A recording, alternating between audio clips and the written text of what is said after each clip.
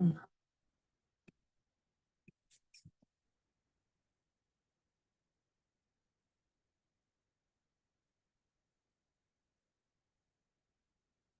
Okay, so I hope you guys are able to see my screen. Yeah. So today's topic is filing status and credits. So I know, like, filing status, many people think like it's just a basic topic, but most questions are based on the criterias, like what are the criterias to file which kind of filing status. So just a small disclaimer, this is a very quick revision. I'm not going to explain it in much detail, but yes, this is going to be useful if you are appearing in coming months for your exams. Okay, so let's see who are required to file the tax return, right? So first you need to understand all the US citizen, all the US resident who are going to have some revenue from US or from other source. They need to file a 1040 return, individual tax return. So to understand what do you mean by US citizen, an individual who is born in United States, individual whose parents is a US citizen, or a former alien who has been naturalized as a US citizen. Means they might have earlier they might be based on some other citizenship. They might have dual citizenship, and they might have given up the other country's citizenship, and now they are being neutralized. Now they are considered as a US citizen. Individual born in Puerto Rico, Guam, or US Virgin Islands are also considered as a US citizen, though this three particular location are called as a US possessions, right? But still, anyone who is born in these three locations, US possession, are also considered as a US citizen. So this topic, this US citizen definition is only from the tax perspective. Don't get confused with from the other angles. For tax filing perspective, if you are a US citizen, you have to file a tax return. Now, what's the definition of US citizen is given over here. Anyone who is born in US, anyone whose parents are in US, former alien, or anyone who is born in US possession. Okay. Now, test for claiming a dependent. This is going to be a very huge test. In further topics, we will see that anyone whom you want to claim a dependent, you can have a lot of benefits. You can claim some credits, you can claim some deductions based on those dependents. So to claim anyone as your dependent, there should be four conditions that must be met. What are those four conditions? And it's all four conditions should be met. Not, it should not be like any one condition is met, then you are considered as a dependent. It should be all four condition. First one is you should fulfill the dependent taxpayer test, right? So we will see that what it means. Second is joint return test, means the person whom you are going to claim as a dependent should not file a joint return with someone else. But there will be an exception. We will see the exception is very simple. Just to claim a refund, okay, just to do some compliances, just to claim a refund, if they are filing as a joint return, then it's fine. Else, if your dependent is married or filing a joint return with someone else, you cannot claim that person as a dependent. Citizenship or residency test. Anyone whom you are going to claim a dependent has to be a citizen or a resident in US. More than half support. You should be paying at least 50% of their expenses. We will see the definition. What do you mean by support? Because dependent will further be classified either as a qualifying child or a qualifying relative. So the definition for support test is different for both the categories. Okay. Now, dependent taxpayer test means taxpayer should not qualify as a dependent of anyone else. Okay, that we see that's the condition, one of the important condition. Else, everyone will start claiming two or three dependent on the tax return. Like they'll start taking the double benefits and all. So you should make sure that whom you are claiming a dependent should not be a dependent on someone else's tax return. Second, joint return test, that dependent should not be filing a joint return with someone else. The exception is only for claiming a refund. okay? Or let's say the person is on on a W2 payroll basis, and they want to claim a federal income tax as a refund. They don't have any other income, so they are going to claim a refund. So to claim a refund, they have to file a tax return. So just to claim a refund, they are filing, the dependent is filing a joint return. That is an exception. Else you cannot claim any dependent who is filing return with someone else, right? Third test is citizen or residence. So citizen test, like we already saw the definition of citizen. So the same definition will apply over here. A dependent must be a US citizen or a US resident alien or a US national or a resident of Canada, Mexico for some part of the year. These two things we will see when we are understanding the topic of qualifying relative. When I talk about qualifying relative, the parents can be claimed as a dependent. It's not necessary that they should be living for full year with the child, okay? So this condition we'll see again in the qualifying relative topic. But yes, any dependent you can claim on your tax return that has to be a citizen of US or Canada or Mexico, or it can be a, like the person can be a US resident or a US national, okay? And the last condition, again I mentioned, like all four conditions should be met. So don't get confused when in exam question, whatever is asked, make sure to read it carefully, and just put this checklist in your mind. All four should be fulfilled to consider that person as a dependent. Taxpayer cannot claim a person as a dependent unless they provide more than half of the total annual support, and that person is a qualifying child or a qualifying relative. So when I talk about qualifying child or qualifying relative, we will see the definition of support test, what all things are included in case of support test. So it's like your basic needs of the dependent, like the household requirements, the rent, food, and basic expenses. Those need to be paid by the taxpayer, at least 50%. They're not asking to bear all the 100%, but to fulfill this dependent test, you should at least pay 50% of the total expense of that qualifying child or qualifying relative, okay? Next is, let's understand the definition of now qualifying child. Qualifying child should fulfill four tests. First test is relationship test. So the child whom you are claiming as a qualifying child should be related to the taxpayer. The relation will be like the son, daughter, stepchild, foster child, brother, sister, half brother, half sister, step brother, step sister, or descendant of any of them, okay? This relationship will only be considered for the qualifying child. Now let's say it's someone your cousin, so cousin will not fall under fall under qualifying child.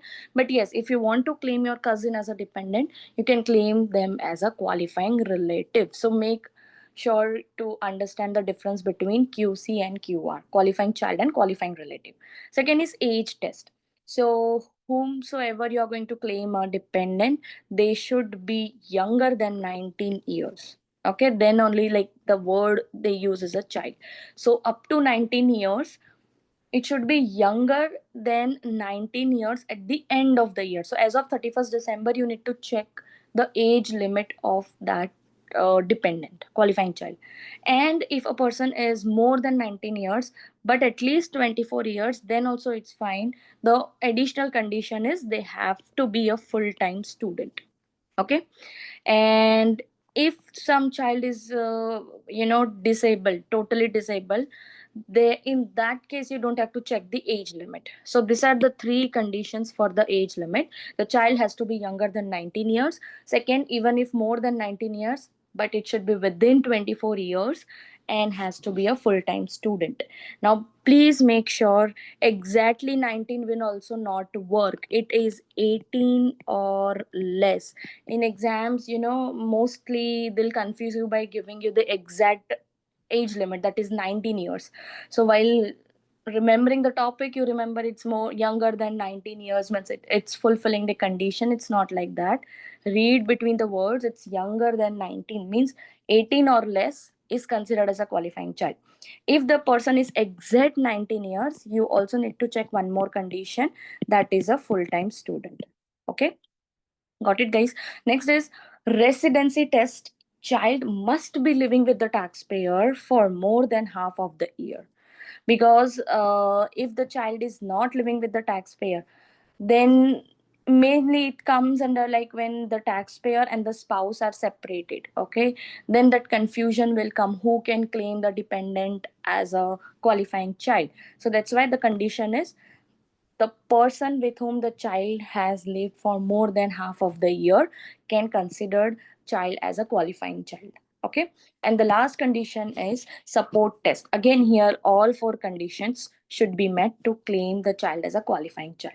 Support test is again the same, like all the living expenses which is necessary for maintaining your child needs to be paid by the taxpayer at least 50%, at least half of the total expenses needs to be paid. That's the support test. Okay, guys, so this is the definition of qualifying child. Now let's understand qualifying relative. Anyone who is not your qualifying child but still you want to claim them as a dependent, it can happen, right? Even the relationship test is met but age test is not fulfilling, or residency test is not fulfilling, right? So you will claim that person instead of qualifying child, you will be claiming that person as a qualifying relative. Okay, so what's the criteria for claiming the person as a qualifying relative? If they do not fulfill the qualifying child test, so person cannot be a qualifying child of any taxpayer. So we saw that condition earlier only, right? That depend the child or whoever you are claiming as a dependent should not be a dependent of someone else. Okay, so same condition applies here. If that relative is a qualifying child in someone else's return, you cannot claim that as a qualifying relative.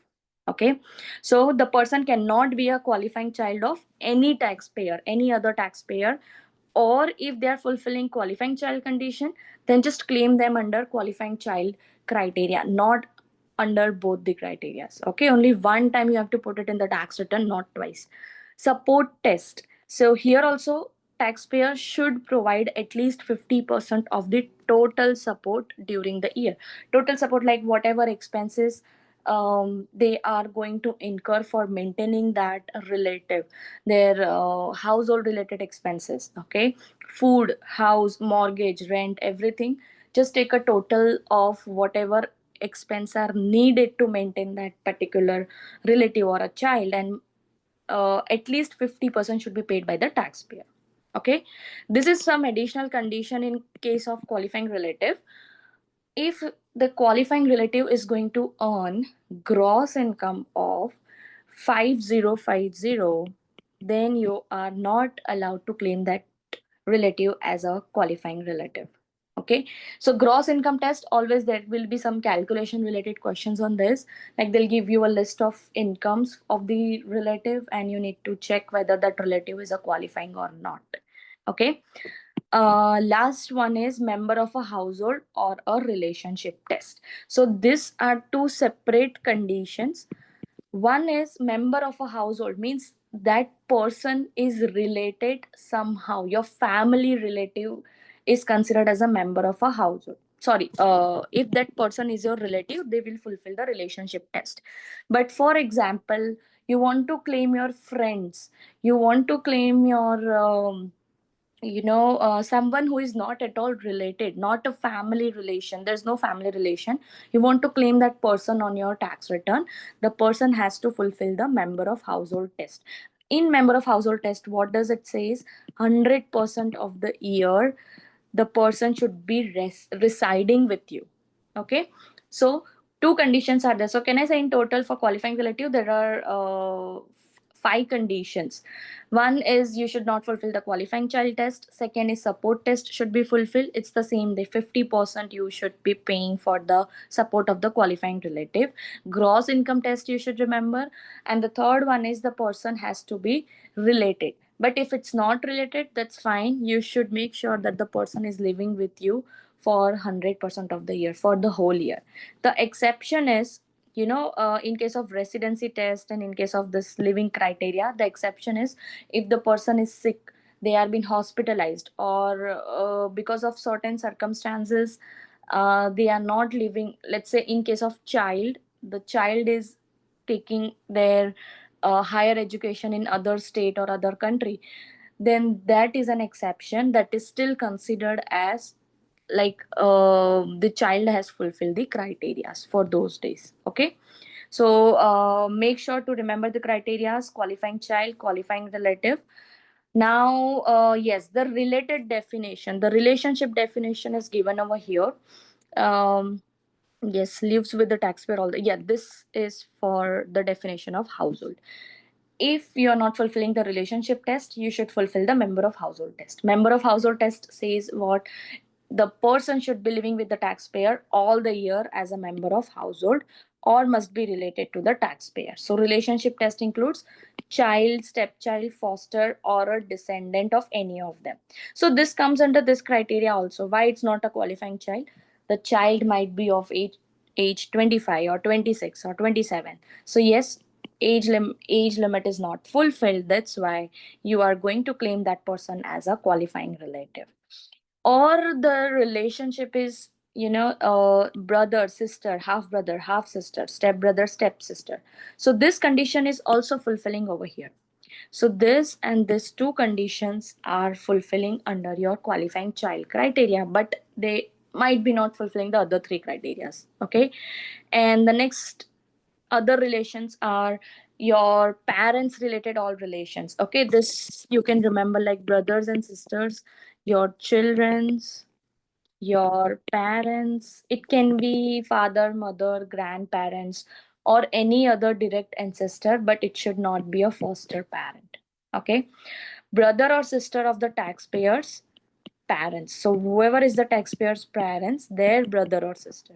Okay, or it can be a stepfather or stepmother, or the son or daughter of the taxpayer's brother and sister. So this, you don't have to mug up these relations, but just remember, in question indirectly they will give you some questions, so you should be able to figure out the criterias are fulfilling or not. Okay, ideally people take this 2 3 topics, the credits chapter and filing status is like, they start mugging up the criterias and the limits and all. Just remember it through examples or through charts, you'll be able to understand it. Okay, or any son or daughter-in-law, father or mother-in-law, brother or sister-in-law.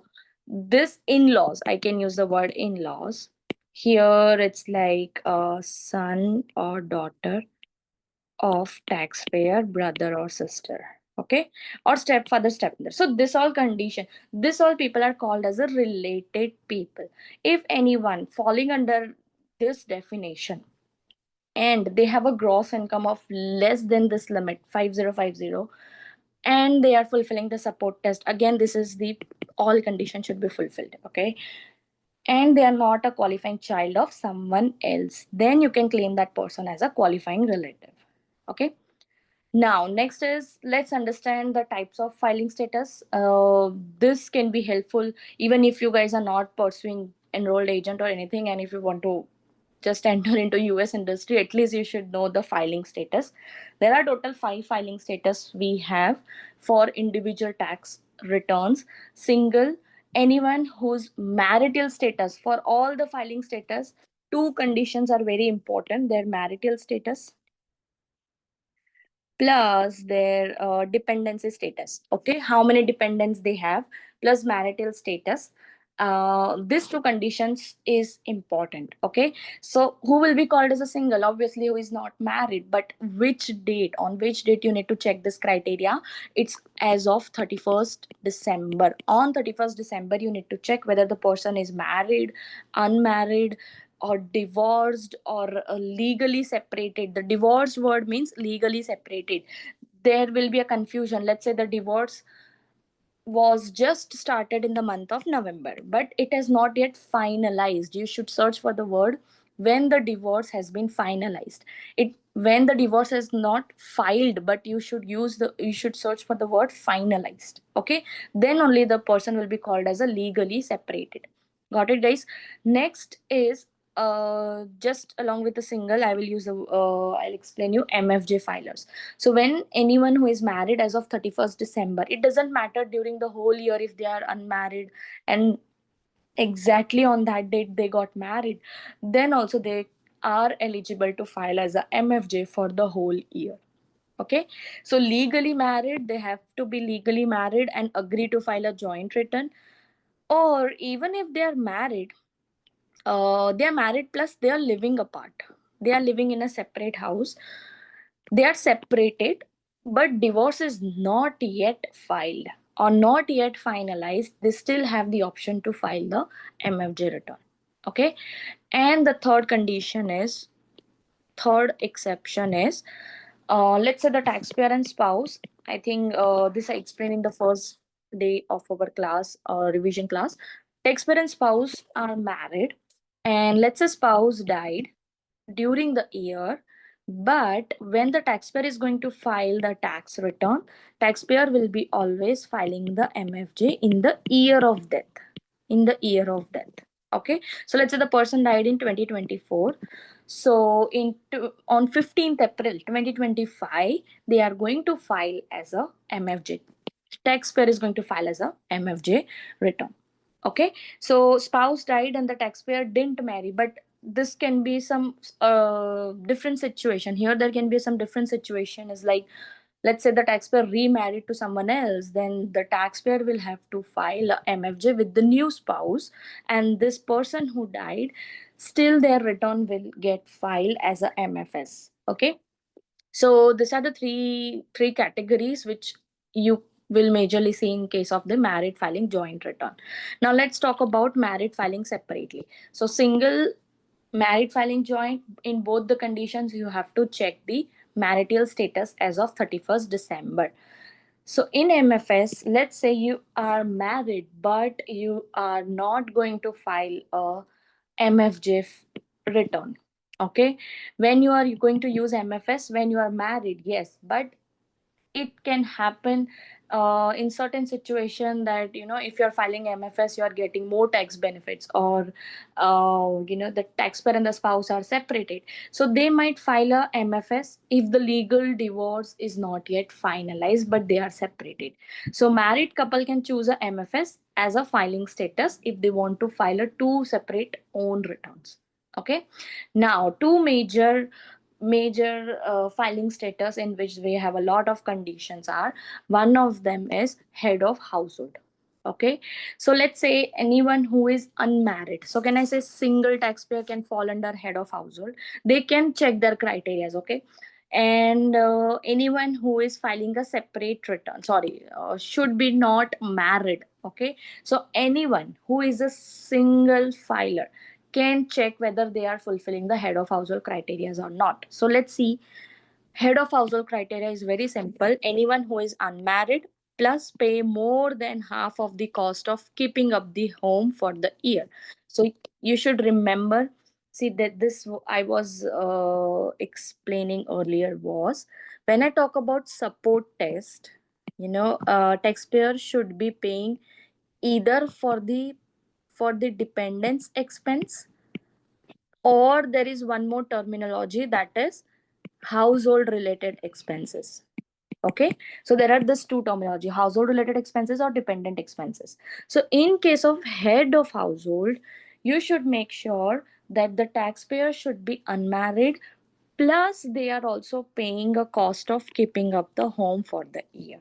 So what the cost will include, it will include your rent and mortgage, and whatever food is consumed within the house, or whatever expenses, utilities which you are paying to maintain your house.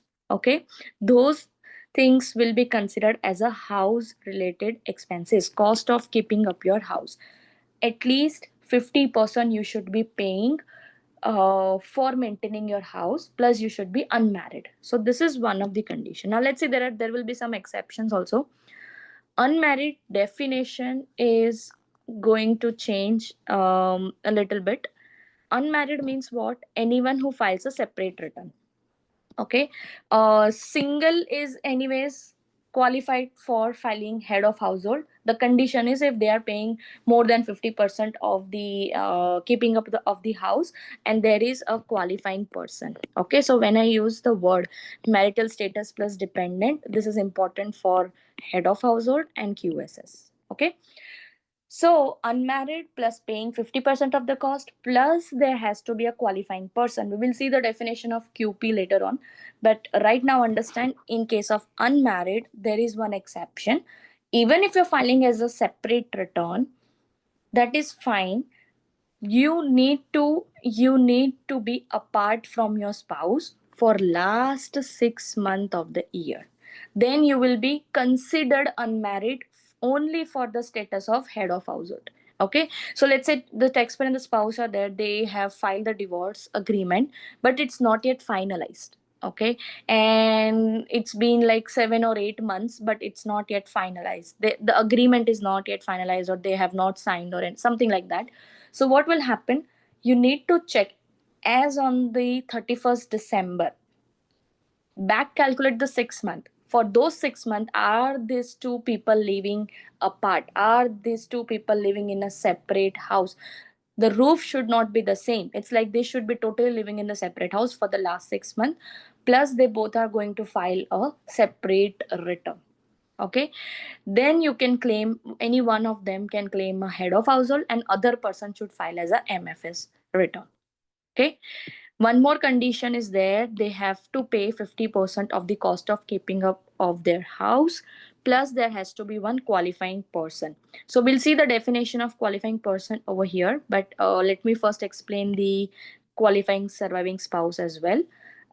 It will also contain a qualifying person in its definition.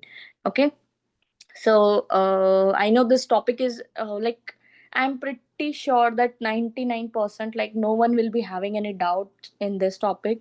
Mostly our existing students have done it in a very detail, but new students, I can see they can just post it in the text box, chat box, for any questions which you come across. Okay, but this very basic topics, just focus on the criterias and go with the flow which I'm trying to link the topics. Okay, yes, single, HOH, MFJ, and MFS, this four are done. Last one is qualifying surviving spouse. So this is the very simple one. When a person is married, what status they use? They use MFJ filing status.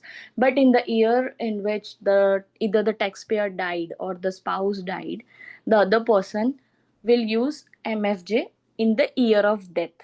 Okay, after that, for next 2 years, they are given the option by the IRS that you can use qualifying surviving spouse as a filing status. What's the major difference? The standard deduction for both is almost the same.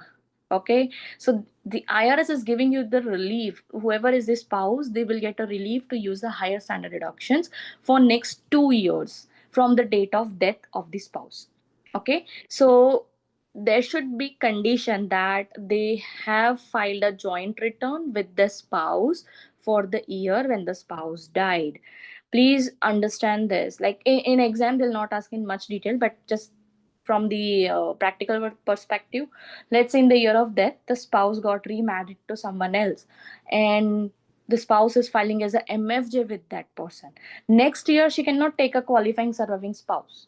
Okay, because first condition is simple and clear, that in the year of death the spouse should have filed MFJ with the person, with the old spouse. Okay, and should not be remarried. So within that 2 years, let's say she remarried to someone else, her qualifying surviving spouse status will not be eligible. Okay, so should not be remarried before the end of the tax year. Before the end of, means in whatever year she is going to file the return, before the end of that tax year she should not remarry and have a child or stepchild. So only the major difference between head of household and qualifying surviving spouses, the definition of qualifying person is different. Here the qualifying person definition will include qualifying relative and qualifying child. Any of that will be allowed. But in case of QSS, it has to be your child or a stepchild. Okay, it has to be your dependent. Now, in the dependent definition we just saw a few minutes ago, right? It has to be a dependent. What here they are giving is, they this person, the dependent, can be considered as a dependent for purpose of QSS, even if they are breaking some rules, even if the child is earning income of more than 5050, even if the child has filed joint return with someone else, even the taxpayer could be claimed as a dependent on someone else's tax return. So even if these three conditions are breached, that's fine. For the purpose of QSS they are little bit lenient, so just forget about, just skip this three condition. The person has to be your own child or a stepchild, not a foster child, not a cousin, not a brother, nothing will work, only child or a stepchild. Okay. Plus the living condition is, the residency criteria is there, the child should be living with the taxpayer for all the year, except for some temporary absences, just like I mentioned, like there can be some medical emergencies, so if the child is hospitalized, so those days will be considered as lived with the taxpayer only. Or if the or if the child is going abroad for some education, for fulfilling his higher education, so that will also be considered as qualified absence. Okay. And the taxpayer and the deceased spouse paid more than half of the cost for maintaining the house. So see, support test or maintaining the house test will always come whenever you see the dependent criterias. Okay. So in qualifying surviving spouse, again I'm just quickly repeating it, three conditions are there. Qualifying surviving spouse is allowed to take this status, the surviving spouse is allowed to take the status for 2 years from the date of death of the spouse. In the year of death, they should have filed the MFJ return. The two additional condition is, the surviving spouse should have at least one dependent child or stepchild. Okay. And the third condition is residency test, the child should be living with the taxpayer for all the year, plus the plus the taxpayer should have paid at least 50% of cost of maintaining the house.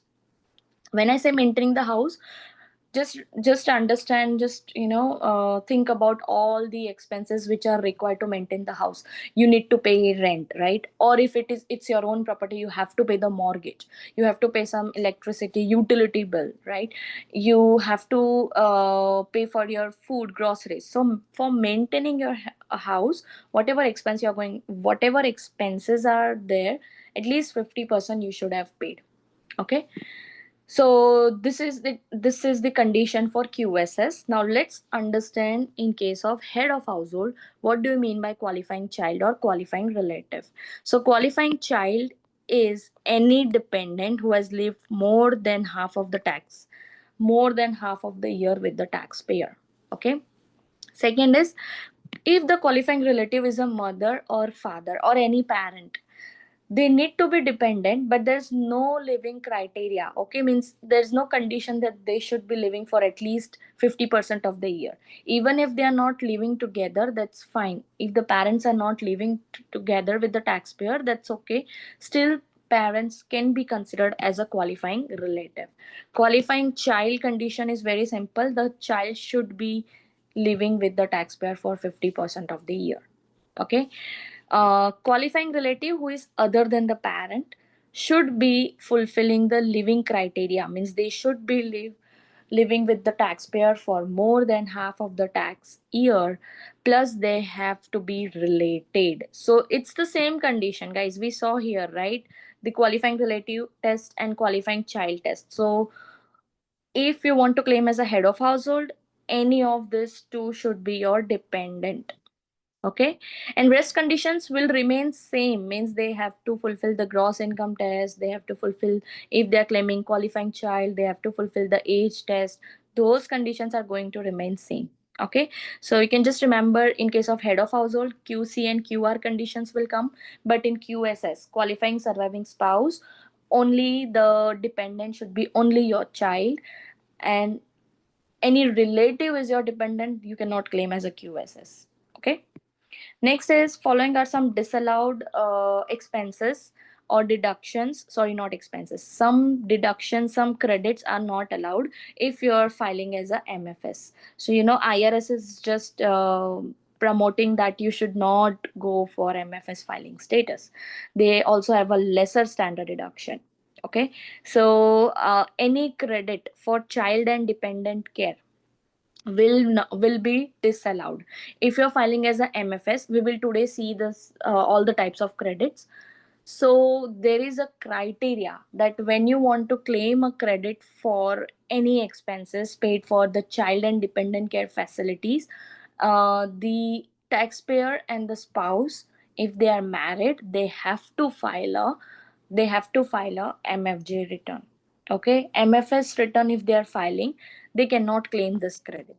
Okay, so for 2024 the credit is simple, like it's 2500 for MFS, and for MFS or single, and 5000 for MFG. Okay, so it's okay, wait, child credit for child and dependent care disallowed if elected as MFS. Okay, so this is okay, and the credit limit is 5000. We'll again see today, but sometime it happens that employer used to pay for the employee's child dependent care credit. Okay, so what's the limit which maximum the employer can provide for the credit is, if their employee is MFS, they are allowed to provide 2500 or $5000 as a credit. But being a MFS filer, you cannot claim this credit. You have to be MFJ filer. Don't get confused between the credit amount and the employer provided assistant. Employer provided assistant will come in the gross income chapter under the wages, because when employer is going to provide you any benefits, it has to be included in your income. Got it, guys? I hope you remembered that topic. We'll do that in the gross income chapter anyways. Earned income credit. Earned income credit is not allowed when you're filing a MFS. Credit for adoption and any child if you're adopting. So all these credits we are going to learn today. Any adoption related credit will not be allowed if you're filing as a MFS. Education related AOTC, LLC credits will not be allowed. Exclusion on interest income from US saving bond.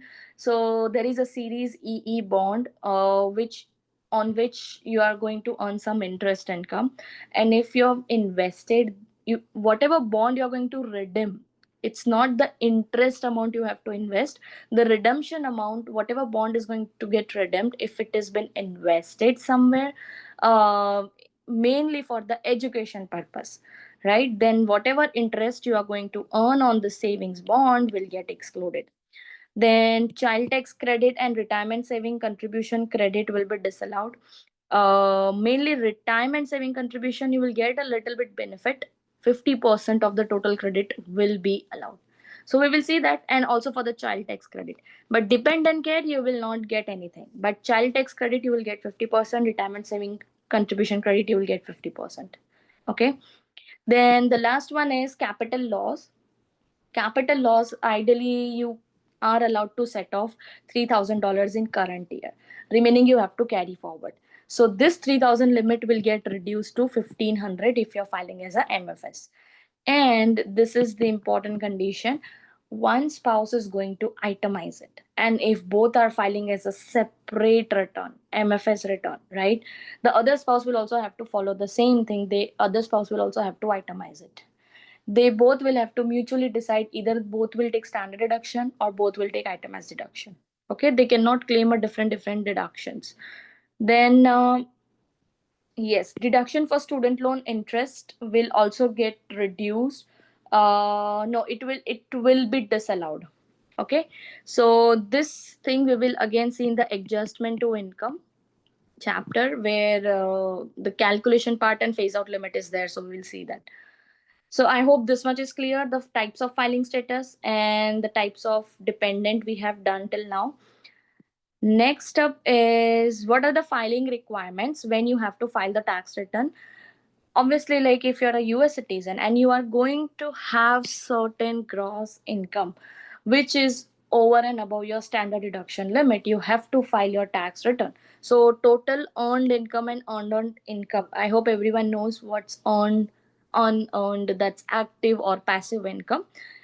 Any income which you have earned through earned income, like salary, wages, tips, professional fees, taxable scholarship or fellowship grants, this plus your passive income, you have to merge both and check whether it is going, whether it's exceeding more than your standard deduction limits. So for your exam purpose, no need to remember, no need to mug up the standard deduction limits. It keeps on changing every year. Also, the tax rates are slab rates, and it will depend based on the filing status, which filing status you are going to file. Accordingly, you'll have a standard deduction limit. Okay.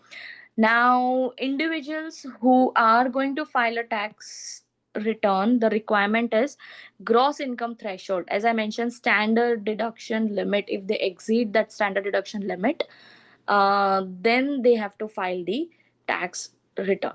And the tax return will be based on like their age. If their age is more than 65, they have to file a 1040 SR. Okay. And if they are going to elect whatever filing status they are going to elect, accordingly this gross income threshold will get changed. Dependent taxpayer filing requirement. So if you're going to consider as a dependent on someone else tax return, and the dependent's gross income, earned income and unearned income based on the filing status, age and blindness, we are going to check. So I think next topic is that, yeah, we will check that. So it's like the KD tax topic. Okay, when you are claiming someone as a dependent on your tax return, it's like you have some separate standard deduction for their income calculation also. Then there are some additional filing requirement. Even if income is less, taxpayer will have to file the return in few circumstances. For example, you are running a business and your self-employment income is more than $600, or if you are just receiving benefits for health saving account, or you have taken some distribution contribution for IRA and you have to pay some penalties and all. So gross income is not only the criteria, it's one of the criteria. Apart from that, additional filing requirement will be considered. Okay. So let's see, like yeah, this is the I think the standard deduction limits, which you don't have to of course remember it. Yeah, if you are going to file as a single, it's 14,600 or more is the standard deduction, and this is also the filing requirement. Over and above this, whatever you're going to earn, and it's the combination of your passive plus active income, then you have to file as a file the tax return. Head of household, merit filing jointly, you can see in case of MFJ and QSS, it has the same limit as I mentioned. For next 2 years, they get this benefit to use the same standard deduction limit. Okay.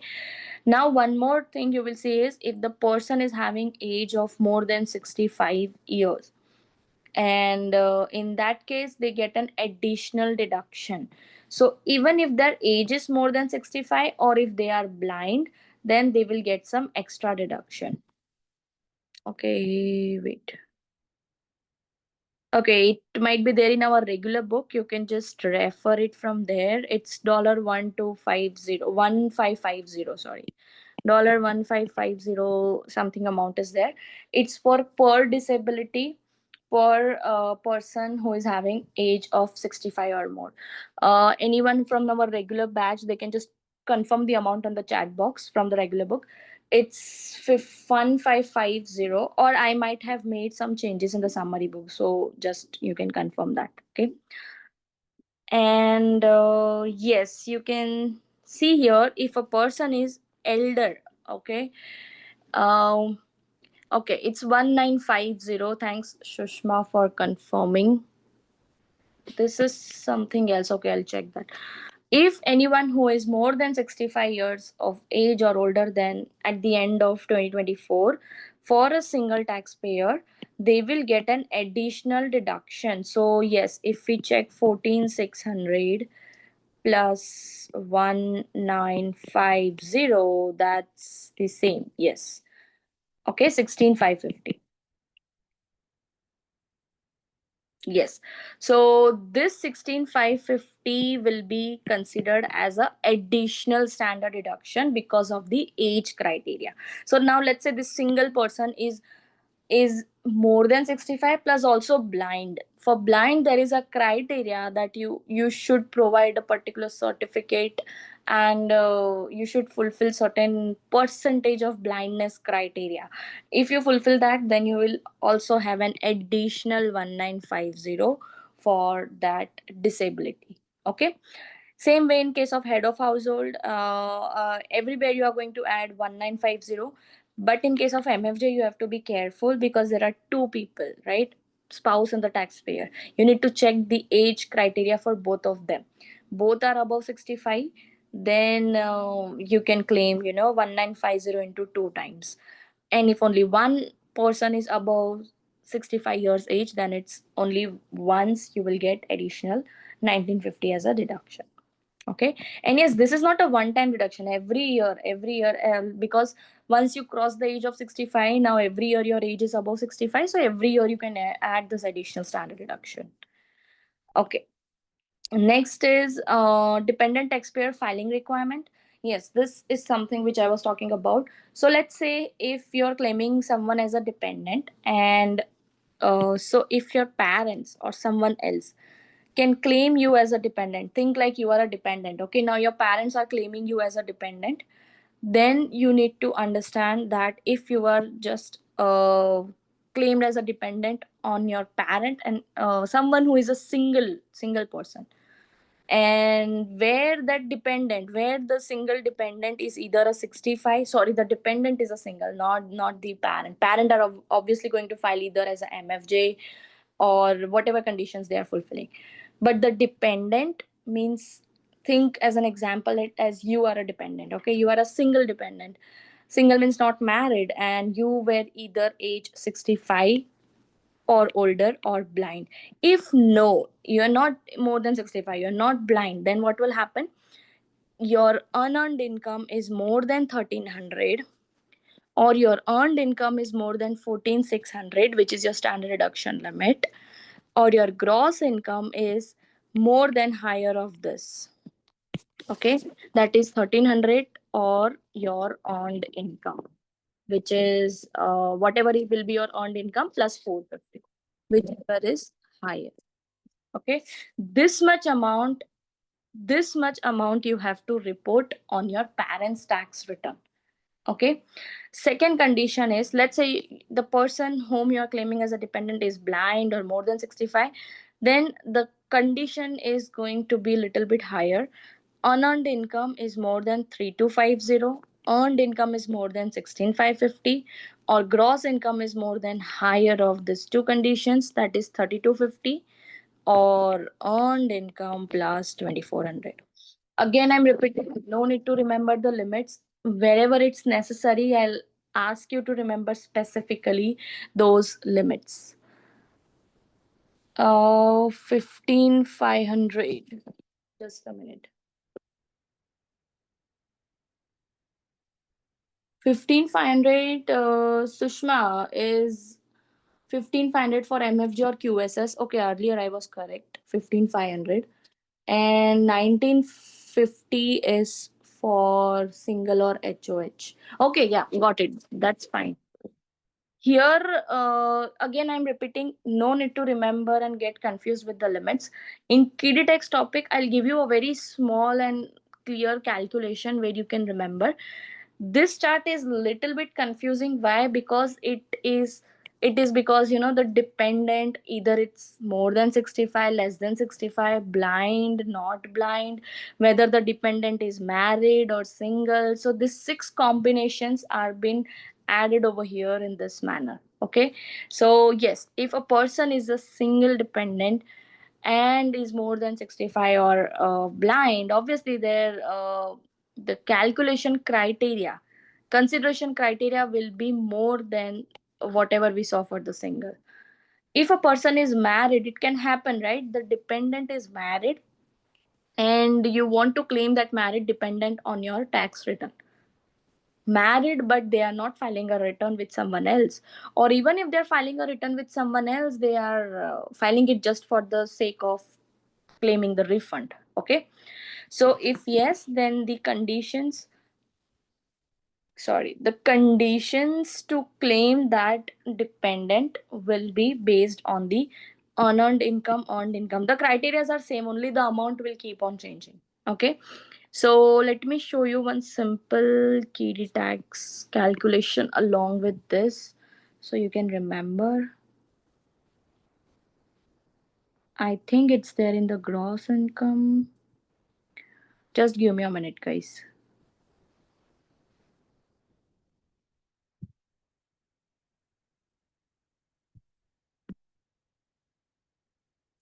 Deductions.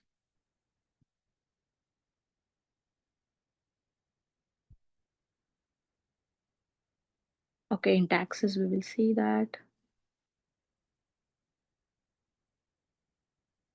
Yeah, KD tax. Okay.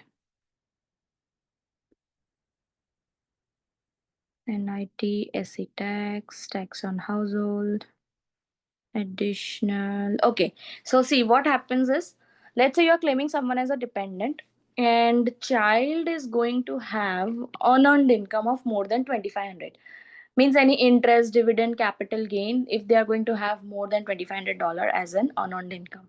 So what happens if parent elects to include child's income, or if parent does not elects to include the child's income, means child is filing the separate return, that is parent is not electing to include their income in the return.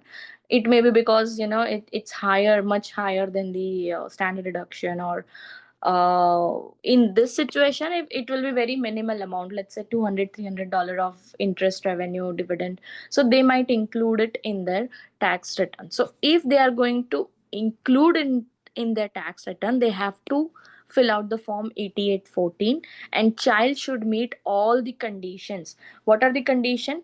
Child's age should be up to 19 or up to 24, like qualifying child condition, the age limit should be met.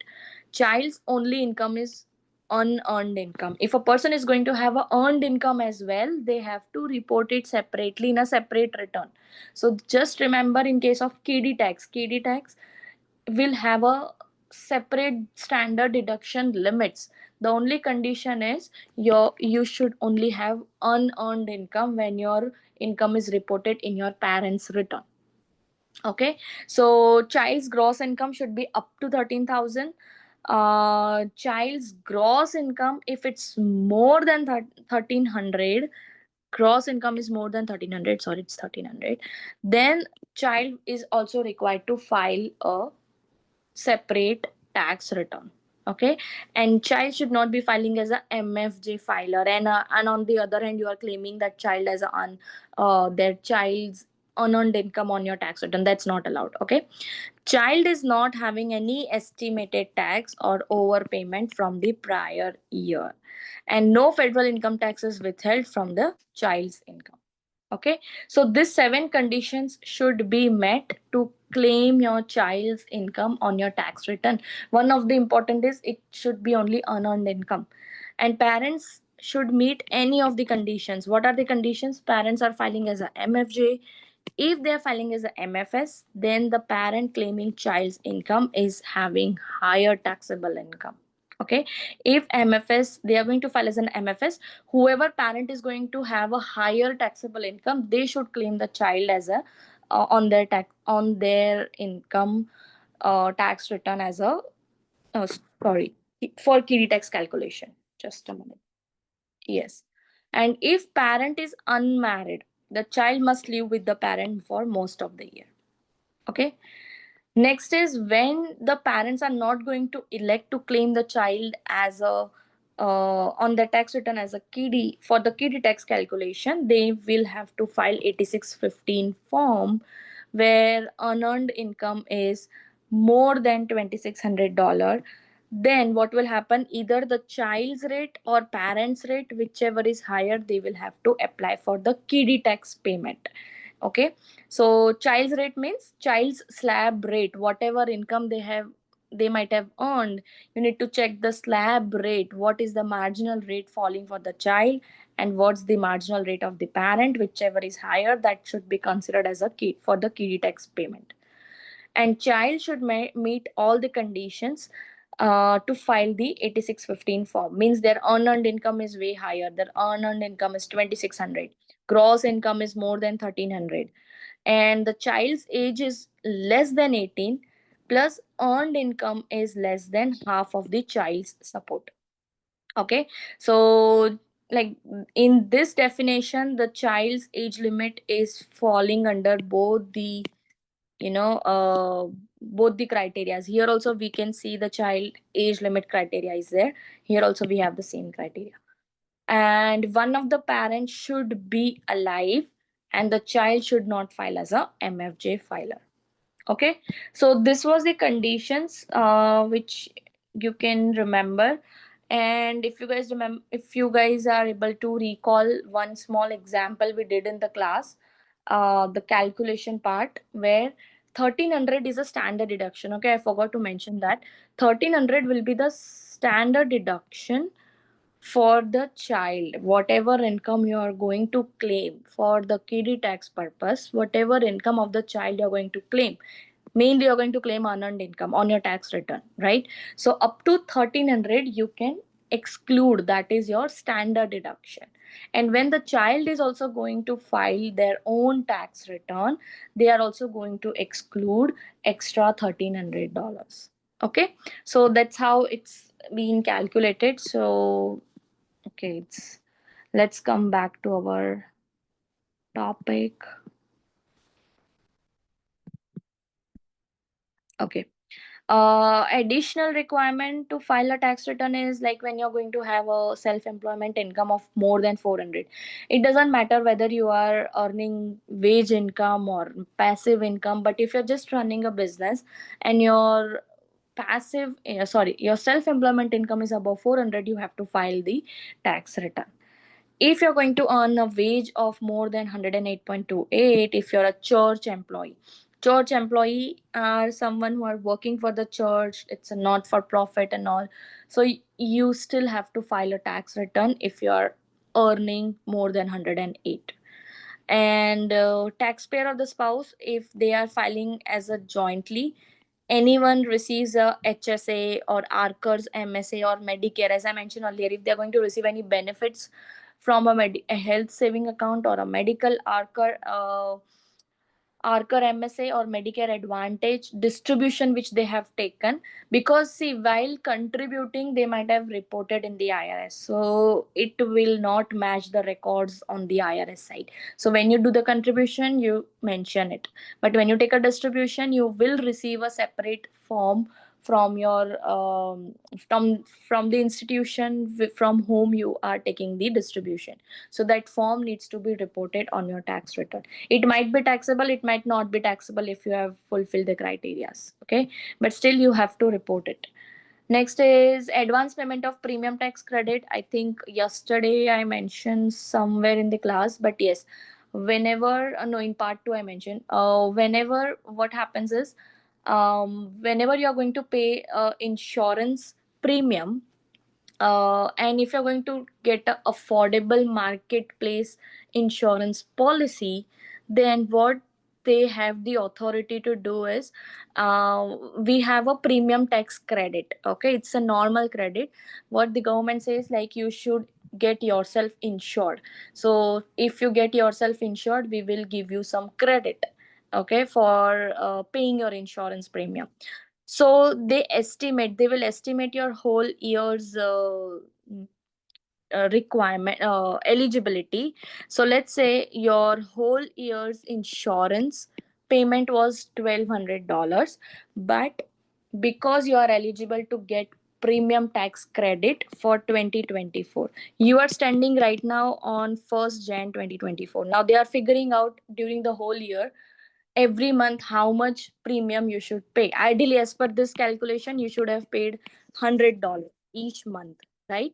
But because you are fulfilling certain conditions, because you are eligible for the credit, the whole year's credit they will give you in advance, means they will straight away. Let's take an example. You are eligible for $1,000 credit, so you are now liable to pay only $200 as a premium.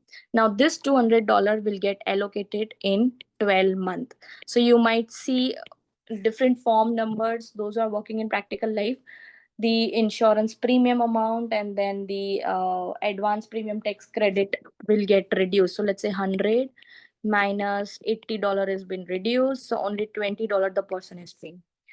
So when you're getting this advance premium tax credit, you have not earned anything during the year. Still, you have to report it, because at the end of the year, this advance premium tax credit gets recalculated, and it might happen that some of the credits might get reversed. Okay. So yeah, and there will be a huge penalty if you have taken advance premium tax credit and you don't file a tax return. To claim any credit, you have to file a tax return. So you're here, it's like you're claiming the credit in very well in advance, so you have to pay file the tax return to fulfill the compliance procedure. And the last one is like, if you're going to claim any credits which is having which are refundable credits, kind of a refundable credits, then you have to always file a tax return. But this is not that, this is recapturing the credits. Recapturing means this credits are getting reversed. Let's say in 2023 and 2022 you have taken the advantage of this, some of the credits. Let's say premium tax credit, now it's going to be reversed. Or let's say earned income credit, because of some conditions are not fulfilled, or it needs to be reversed in current year, or there are some changes in the law, then you have to reverse it. Recapture means reverse the credit. Okay, add it back in the income. That's the recapture, definition of recapture. Okay. Next is, these are the form numbers, but this is just the basic info. No, none of the, like, almost since last many years I have not seen anyone, any examiner has asked the direct question like, what's the schedule F, what's the schedule E, what's the schedule D. Like, this is a very basic information which you should be aware of. And mainly on this I'll explain on the gross income chapter. There was some small questions on this, so we will see that. Yesterday I think I explained, I didn't remember in part 1 or 2.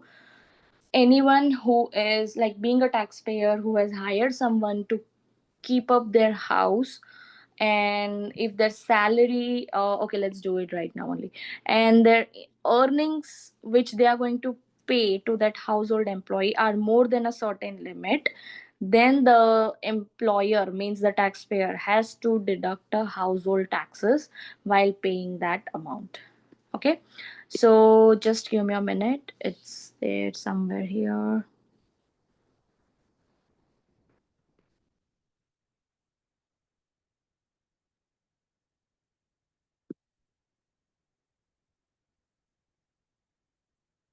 Okay, this is the IRA.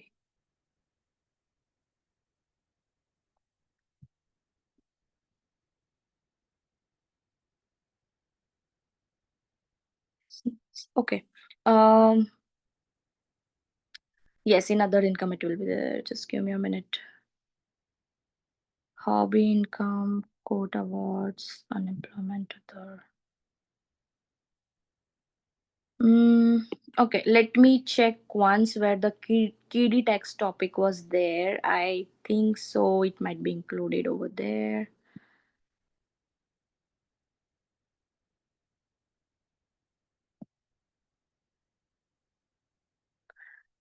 Yes, taxes for household employees. Okay, tax calculation, AMT, net investment income, SC tax.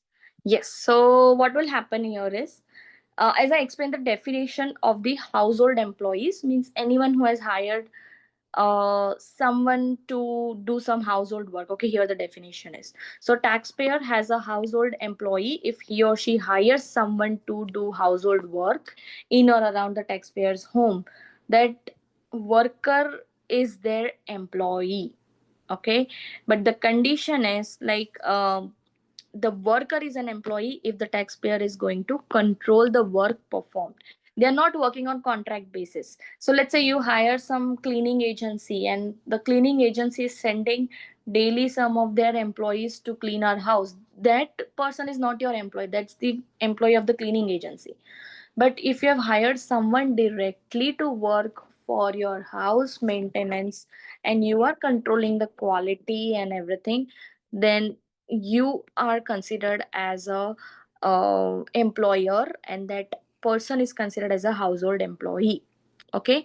Now if employee and employer both agrees, then federal income tax will be deducted while paying the payroll. So please remember, I'm not sure how many people are aware, Medicare, Social Security, and federal income tax. These two are mainly deductible on your federal tax return. Also, there is a FUTA, federal unemployment, but that's 100% paid out of the pocket by the employer. But these two are the major taxes which needs to be paid by the employee as well. Okay, from the employee's paycheck as well, it has been deducted. So whether this employee wants to deduct the federal income tax or not, that depends. It's not mandatory, it's like they both will have to decide. Now, federal unemployment taxes or state unemployment taxes, this is what I was mentioning, which is 100% paid by the employer. And we are understanding this topic from the point of view of individual taxpayer who has hired someone else, means that individual taxpayer is an employer. Okay.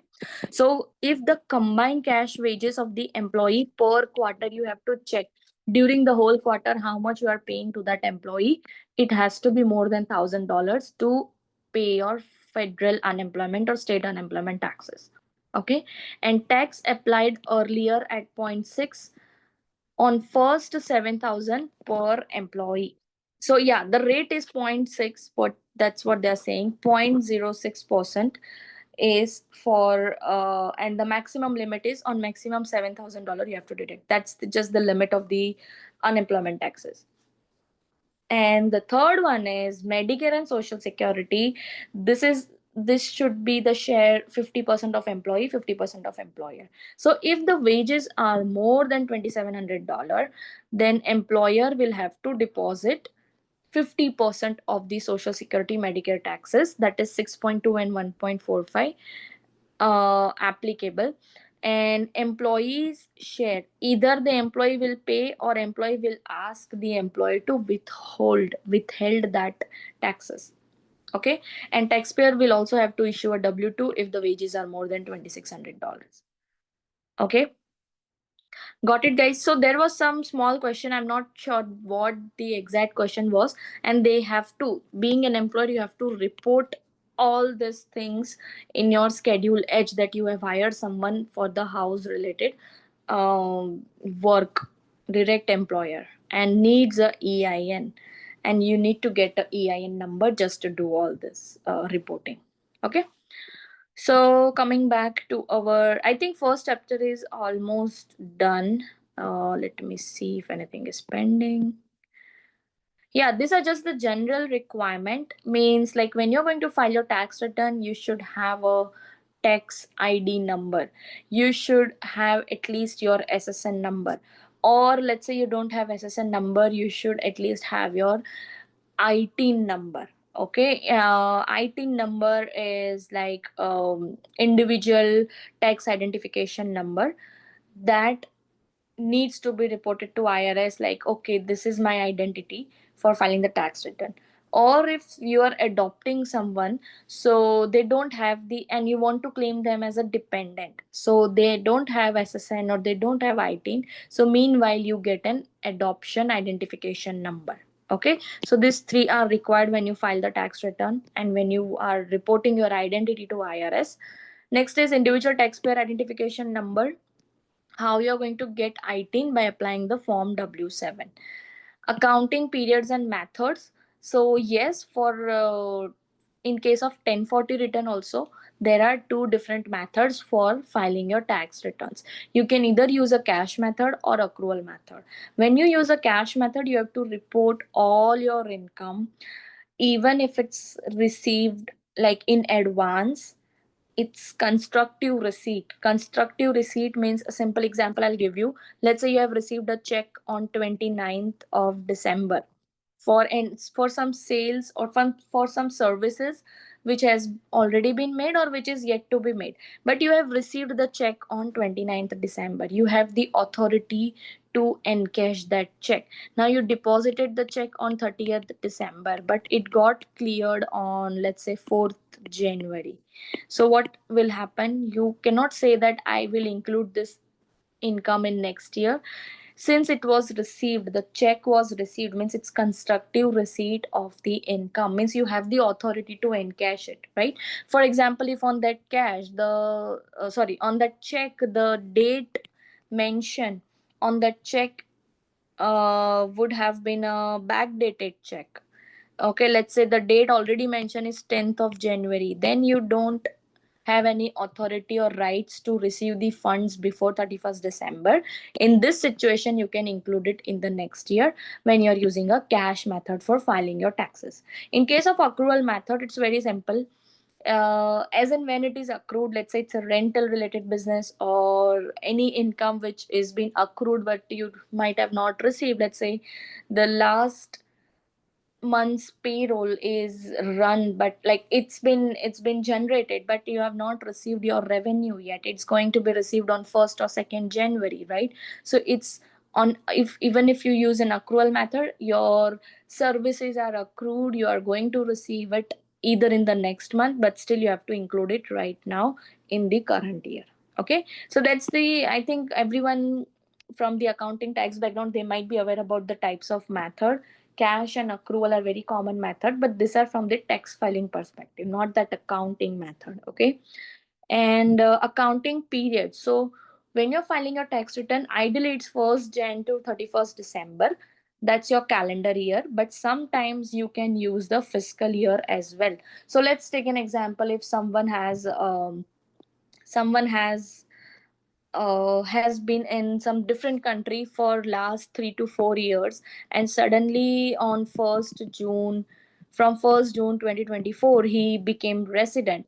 So from January to June, he can elect to exclude from the tax filing. But from 1st June till 31st December, it's a short year tax return you can file. Or second thing is, you can use the fiscal year. Mainly the non-residents do that. If you are a non-resident and if you want to match your filing period with the other country's filing period, they can use the fiscal year tax period. That is regular fiscal year 12-month period that ends on the last day other than December. If it's ending on December, it's your normal filing period. Okay, so these are the general requirements. I think we are able to complete only the first chapter, but we did it in detail. I hope like you guys are able to understand that everything which we did today. In tomorrow's session, I think tomorrow's topic is gross income, but ideally, I every year I used to do, like, after filing status, I used to take the credits chapter only. It's linked with the dependent criterias. That's why in tomorrow's session, let's complete the credits chapter first. Okay, and then we'll see how even if 1 or 2 days gets extended, that's fine. But yeah, credits chapter is important. So if you guys have any questions, just let me know, put it in the chat box. I'm just stopping the recording right now. So if anyone wants to unmute and ask anything, they can also ask. We have still 15 minutes for today. Thank you guys. Have a great day for remaining people who are watching the recordings.